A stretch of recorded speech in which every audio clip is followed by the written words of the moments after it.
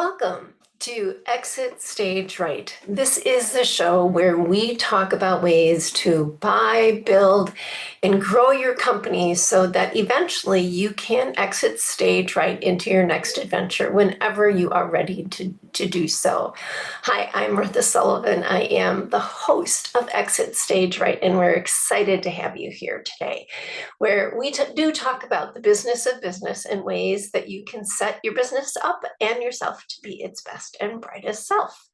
So thank you for joining us today. I didn't realize it until just recently, but November is National Gratitude or National Appreciation Month, one or the other, either way. But it really got me thinking about the ways that we think and how our brain works in terms of, are we naturally um, in a frame of mind to be gracious and full of appreciation or not? And as it turns out, our brains, oh my gosh, they are such fascinating machines. Obviously they propel our bodies and our actions, and they keep us safe if we're in danger, and it does all sorts of magical things for us. But one of the things that isn't quite so magical about our brains is they can be a saboteur. They can really our brain can really sabotage our own efforts and what we're trying to achieve. Research has shown that the brain is more likely to latch on to negative stimuli than it does positive stimuli. Study after study has been shown to prove this, that if you show the brain a series of images, for example, um, positive images, negative images, or just neutral images. They've actually done studies that show that the brain waves, the brain activity, is much higher in when we are shown negative activities. That's one of the reasons why the you think about the political ads and everything that's going on there. It's in the news. It's all focused on negative, negative, negative, because that gets our attention. That fires our brain more than the happy stories or neutral stories that are just reporting the news. And so it really it's something that's actually hardwired in us, really, apparently from a very early age, from infancy on. I was actually reading that starting at age 1, our brain starts to transition from being stimulated by the positive and and making this transition to being hardwired towards the negative and protecting ourselves against threats or fears or things of that nature.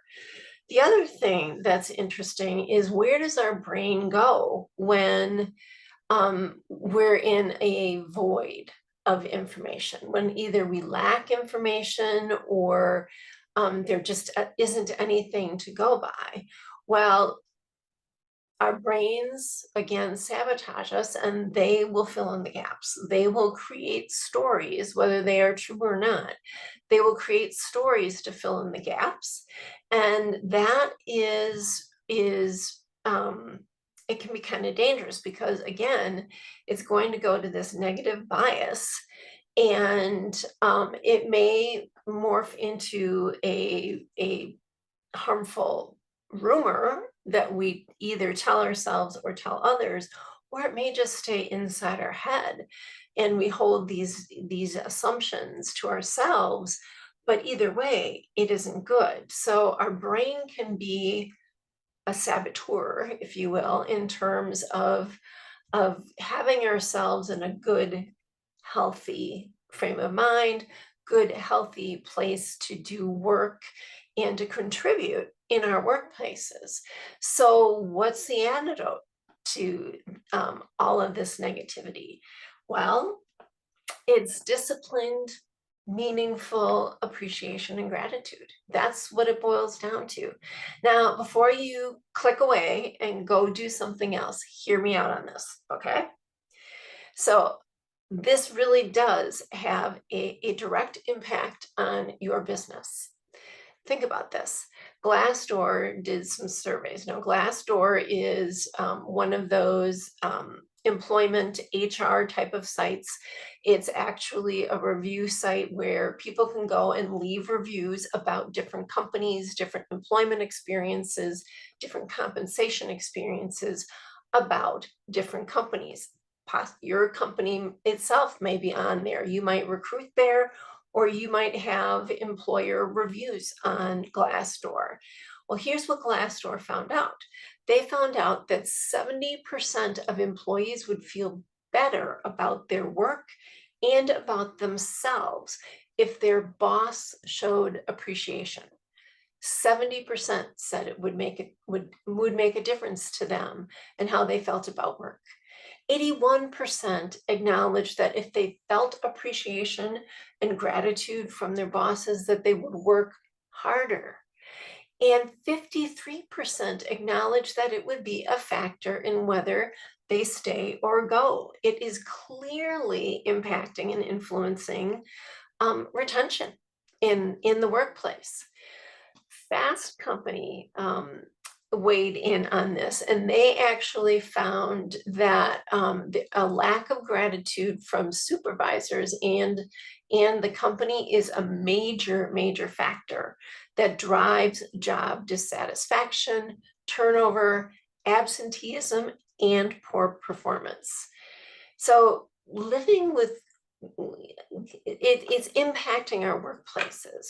And of course, it's probably no shock to you. You are probably aware that living with gratitude also has personal benefits as well. According to Psychology Today, if we can ground ourselves in a place of gratitude or appreciation, it actually improves our relationships, it improves our physical and mental health, and it helps us manage our levels of stress. In short, gratitude and appreciation impacts the value and performance of your company. When we create a culture where people want to be there, when they want to do their best work and share mutual successes, that's where the magic is. And that's where, in turn, you see greater performance and profitability and growth in the value of your company because of it. So it strikes me, though, that even though November is National Gratitude Month, that creating a gratitude-filled culture, it doesn't really come very naturally to many of us. I think partly due to the fact that we have this negativity bias in our brains, but also I think there is this impression in many companies that having a strong culture and a strong performance culture means you have to be tough-minded and strong-minded, and it's this gratitude and appreciation stuff is just fluffy stuff and it just doesn't belong in the workplace. Well, I'm going to call bull. That is just straight out bull. And clearly I am saying bull because the statistics that I just cited a moment ago point to otherwise. It really is baloney when people say, oh, that's just fluff and stuff. Our employees just need to suck it up and do their job. Well, perhaps it's time for the flip side of that. People pause and realize that our coworkers are our coworkers and they're people. And gratitude and appreciation matters to the human spirit. So I think to reset in our workplace, there are 5 steps that you could take with your team and work on enhancing and growing your company with a culture of gratitude and appreciation. First step is to assess where your workplace is. Is it a trusting workplace to begin with? Are you and your coworkers in the habit of expressing gratitude and appreciation? Or is the trust and degree of appreciation, is it low? Is it maybe driven by fear or concerns around um, behaviors that are coming from the top and trickling down into leadership? Or maybe it's in a particular department, there's concern around trust and morale because of leadership.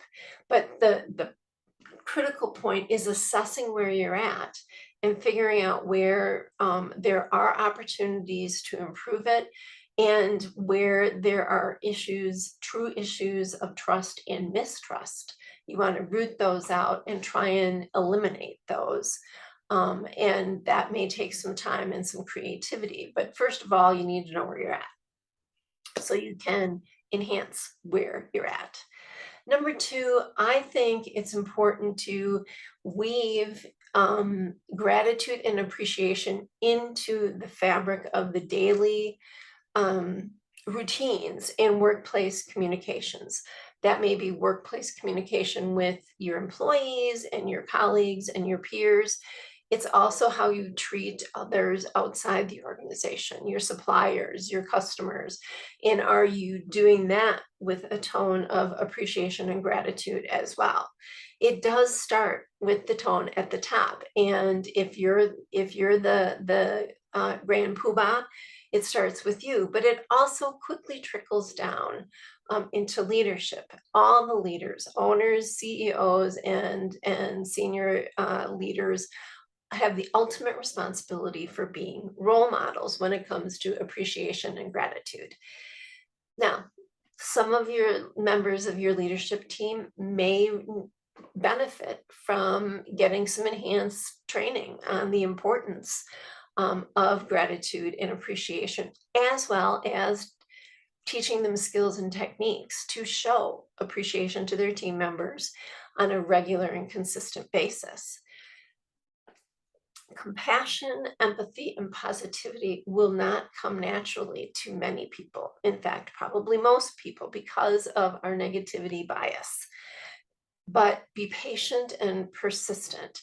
Identify, and if it makes sense, maybe even name some disciples, if you will, or champions throughout your leadership team that can help you affect incremental change in this way. And you can hold each other responsible and remind each other to show that appreciation and to keep it top of mind as you're approaching and managing the culture and the environment. The other piece that is important when it comes to gratitude and appreciation are our accountability systems. Accountability systems tend to focus on the negative. When we say, I want to hold somebody accountable, it's usually because I'm honked off that they didn't do something and they should have consequences for not doing something. Well, accountability isn't unilateral. Accountability is also doing what you said you were going to do when you did it. And that's pretty dang cool. So I believe we as leaders with the tone at the top need to reframe our accountability systems so that they focus on celebrations as well when plans or milestones or expectations are indeed achieved. We celebrate it. We say thank you. We acknowledge it openly and consistently. That too is holding people accountable and showing others that when somebody did something they said they were going to do, that was a good thing and we all benefited from it.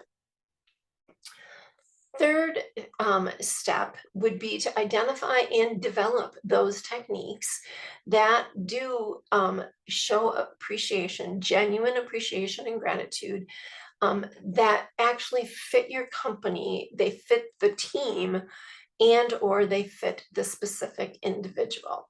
Now, ideas for showing gratitude, there's a multitude that you can find on Google or a whole bunch of different places. And it might range anywhere from sending a personal handwritten thank you note, well-timed treat days. It may mean money, it may need bonuses, compensation, adjustments, other little, gift cards. It may include recognition to peers or others, or activities that say thank you just by helping out another person. Maybe it's going out and clearing the snow off their windshield on a snowy day because they did something good for you, and you want to show some appreciation. Be creative and fun about it. It doesn't have to be all serious and monetary, but be creative and come up with ideas that really do show genuine appreciation and a willingness to help the other person out. When it comes to an individual, in addition to those little ideas and activities, I honestly think the best way to show appreciation for another person, for their ideas and their contributions, is the gift of active listening. By actively listening to somebody else, we are showing appreciation for who they are. We are telling them that they are being seen and are being heard. Maybe even going to the extent of saying, Martha, I heard you say this, and you're really excited about this opportunity, or you're really concerned about this. By doing that sort of reframing, not only do you reinforce it in terms of that you heard them correctly, but it's also telling them that you heard them correctly. And then you can't, by acknowledging that and the emotions that they're displaying, it's a great way of moving on and saying, thank you for sharing that with me. Maybe we can work together to figure out what the next steps are. That is a little tiny thing. It seems really tiny, but it's huge. And if you can build that skill in yourself and within your leadership team and others, it will go a long, long way for building that culture of genuine appreciation and gratitude for one another. When it comes to identifying the right thing for the right group, whether it's the team or the individual, you really do want to think about what's appropriate for any given recipient. So, for example, showing the appreciation and celebrating the success of a group when it was really driven by the substantive efforts of one person, that could backfire. Flip side could backfire too, where you celebrate the efforts of the one person when it was truly a group effort. So you have to be thinking about this and being mindful of it before necessarily always, especially if it's a significant gesture of gratitude, thinking it through to make sure that it's appropriately targeted. And sometimes it's important to do both, to acknowledge it to the individual as well as the group, and right sizing how that display of appreciation is shown. The other piece of that is to recognize that not everyone appreciates the same kind of recognition or the same show of appreciation. For example, if I'm painfully shy and I like to be behind the scenes, if you were to highlight and recognize me at an all company meeting from the stage for something that I did, I might be horrified by that. Conversely, I might, if I was a different personality and loved the limelight, I might be thrilled by it. But you need to think about which am I before necessarily doing it, so that it's not inadvertently not a cool thing. The other way of thinking about it is specifically in terms of the gestures, whether it be monetary or non-monetary. Again, what may be meaningful to that person. Additional cash may be nice, but it may not be as important to me as having the flexibility to shift my schedule because I'm in a caretaker situation. that might mean a heck of a lot more to me than that 50 cent an hour raise. So think about it. Think about it in terms of tailoring it to the person so it has the impact that you're hoping for. And while appreciation and gratitude through words might be enough for some people in some situations, there are going to be other times when it's going to be super important to back it up with action, to reinforce that the gratitude was genuine. Saying thank you for a good job, you worked really really hard. We know that is important, but if then the next step is that you dump another heap of load of work on them without giving them a break, is your way of showing gratitude, that may not be perceived as much of a thank you. It was a conditional thank you, and that's a something you want to watch out for. Fourth idea as to steps you can take to bring more gratitude and appreciation into the culture of your organization is to offer low cost or no cost benefits to employees that help them enhance their own mindfulness and gratitude skills. Maybe that's coordinating a volunteer activity together where you all go out and do good. That is a way of showing appreciation. We know that when we help other people, we feel better. In turn, your company gets to do good for other people, and people feel good about that.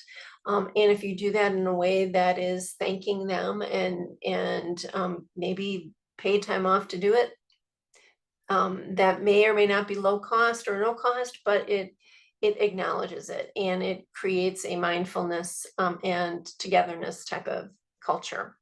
Maybe bringing in somebody to teach a mindfulness class or a meditation class, yoga class um, over lunch break, or maybe right after a shift ends or something like that. Ways of encouraging people to develop their own skill sets around gratitude and appreciation and mindfulness. But with that, when it comes to offering low cost or no cost things that might help them, the best thing you can do is ask, because they'll tell you.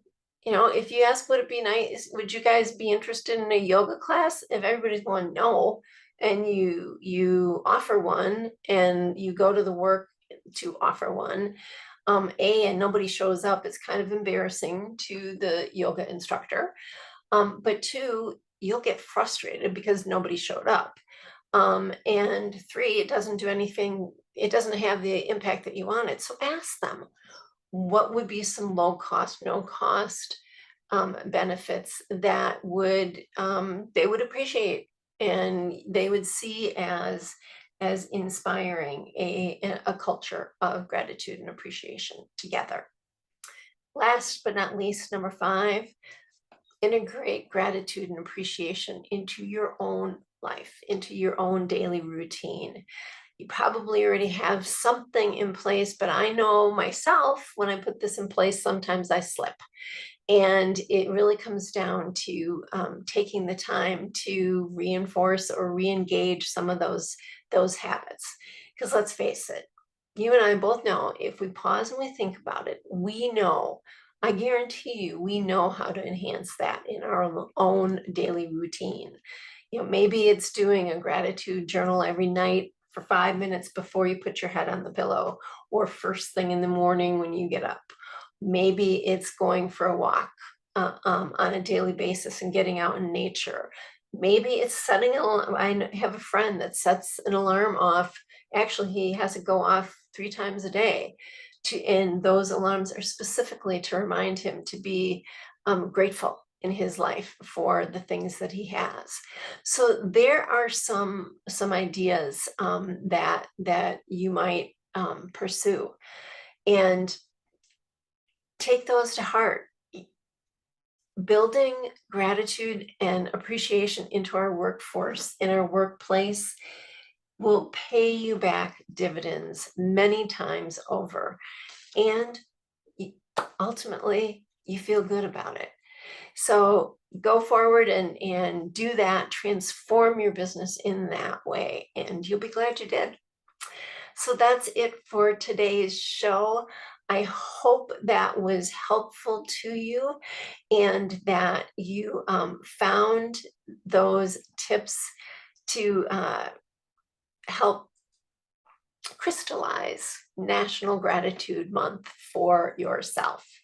So if you did indeed appreciate that and are looking for more ideas or thoughts on ways that you can build and enhance your business, I encourage you to go sign up for our newsletter. You can do that by scanning this QR code and sign up for the newsletter. We would love to have you join us and see what else is on the website that might support you in your efforts to exit stage right and improve your company.